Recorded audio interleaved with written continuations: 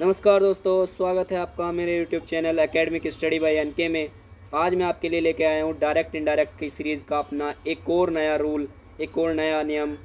इसमें आज हम सीखेंगे कि यदि रिपोर्टेड स्पीच में निम्न वर्ब आ जाएं तो उनमें कोई परिवर्तन नहीं होता। यदि रिपोर्टेड स्पीच में निम्न वर्ब आ जाएं तो उनमें कोई परिवर्तन नहीं होता। कौन कौन सी वर्ब आ जाएं? Could, might, would, should, must, ought, had, need not, used to। यदि ये वाली वर्ब आपके सेंटेंस की रिपोर्टेड स्पीच में आ जाती हैं तो इनडायरेक्ट बनाते समय इनमें कोई परिवर्तन नहीं होता है। कैसे?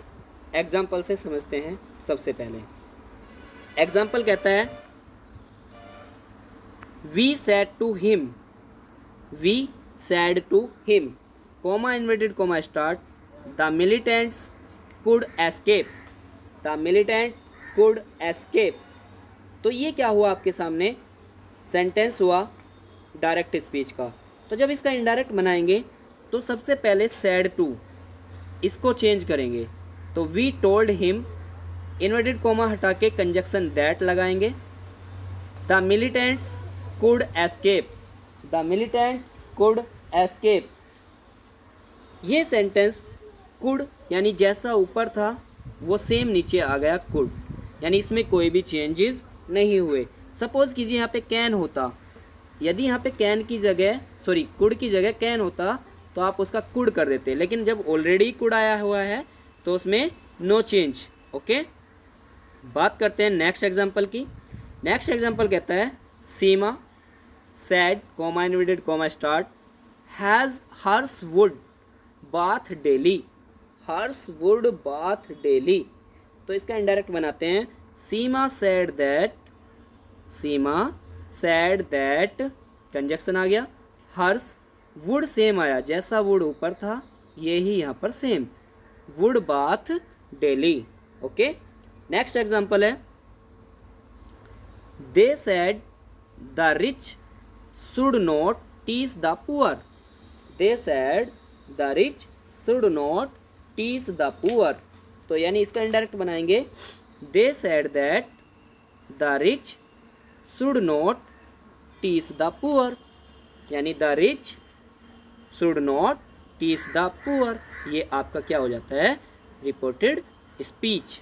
और जब आप इसको इनडायरेक्ट बनाएंगे तो सेम बस कंजक्शन लगाएंगे और सेम रहेगा सेंटेंस। नेक्स्ट एग्जांपल है he said to me she must go there at once, he said to me she must go there at once. तो जब इसका इनडायरेक्ट चेंज करेंगे he told me that, he told me that she must go there, she must go there at once. तो ये sentence कैसे बनाया आपने? केवल मस्ट को मस्ट ही रहने दिया, कंजक्शन दैट आया ओनली, और सैड टू को टोल्ड में चेंज किया। तो ये रूल था, रूल नंबर 3। रिपोर्टेड स्पीच में वर्ब में यदि said should, could, might, must, ought to, need not, had, used to आ जाता है तो रिपोर्टेड स्पीच में कोई परिवर्तन उनमें नहीं होता, वे सेम रहते हैं। ओके, बात करते हैं इससे मिलते जुलते एक और रूल की। चलते हैं नेक्स्ट रूल पर।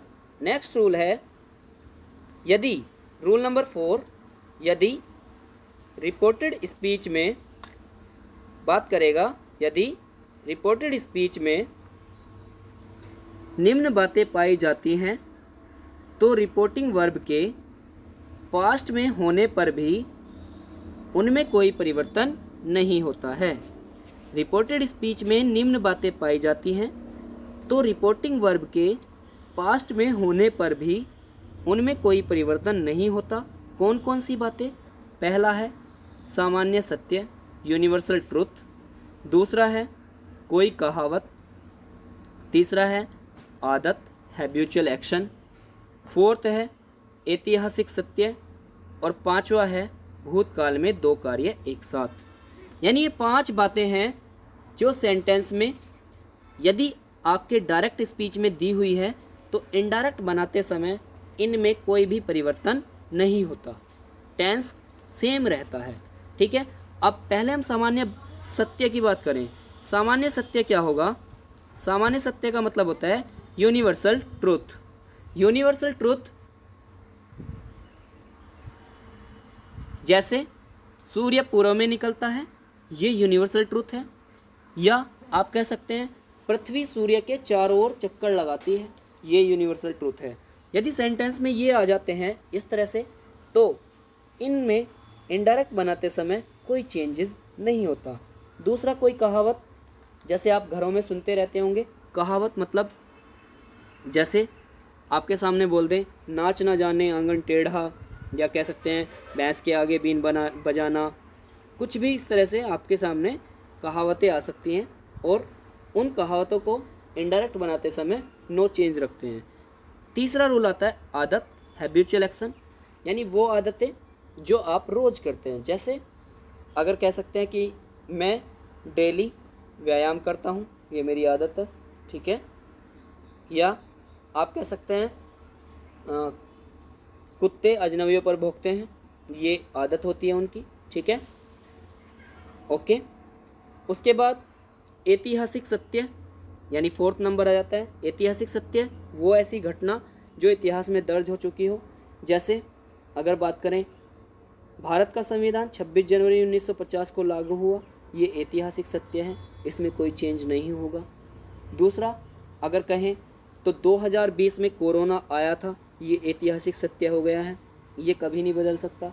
जब तक सृष्टि रहेगी तब तक ये बातें होती रहेंगी कि भाई 2020 में कोरोना आया था, लोगों को उसने बहुत परेशान किया, अस्त व्यस्त कर दिया था, सभी की प्रॉब्लमें बहुत ज़्यादा बढ़ गई थी। तो यानी ये भी एक क्या है, ऐतिहासिक सत्य है।